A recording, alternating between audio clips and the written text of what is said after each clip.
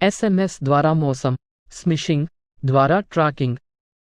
SMS fishing, స్మిషింగ్ అనేది bank ఖాతాదారులను మోసం చేయడానికి ఉపయోగించే ఒక కొత్త పద్ధతి. ఈ పద్ధతిలో బ్యాంకు ఖాతాదారులకు తప్పుడు SMS సందేశాలు పంపబడతాయి. వాటి ద్వారా వారి వ్యక్తిగత సమాచారం లేదా బ్యాంకు ఖాతా వివరాలు దొంగిలించబడతాయి. మిమ్మల్ని మీరు ఎలా రక్షించుకోవచ్చు? బ్యాంకులు పంపే SMS సందేశాలకు, ప్రైవేటు వ్యక్తులు పంపే SMS సందేశాలకు మధ్య తేడాను గుర్తించండి. బ్యాంకులు పంపే SMS సందేశాలు సాధారణంగా ఒక నిర్దిష్ట షార్ట్ కోడ్ నుండి పంపబడతాయి. అయితే ప్రైవేటు వ్యక్తుల నుండి వచ్చే SMS సందేశాలు వారి మొబైల్ నంబర్ నుండి పంపబడతాయి. బ్యాంకులు పంపించే SMS సందేశాలు సాధారణంగా 6 అంకెల కోడ్ను కలిగి ఉండవు, బదులుగా ఆల్ఫాన్యూమరిక్ కోడ్ను కలిగి ఉంటాయి.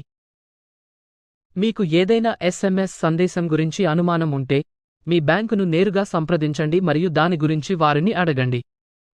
మీ బ్యాంకు ఖాతా వివరాలను ఎవరితోనూ పంచుకోవద్దు, ముఖ్యంగా SMS ద్వారా.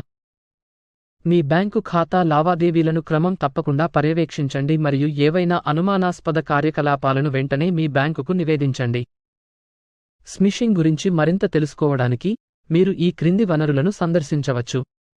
Reserve bank of India www.rbi.org.in యొక్క లింక్.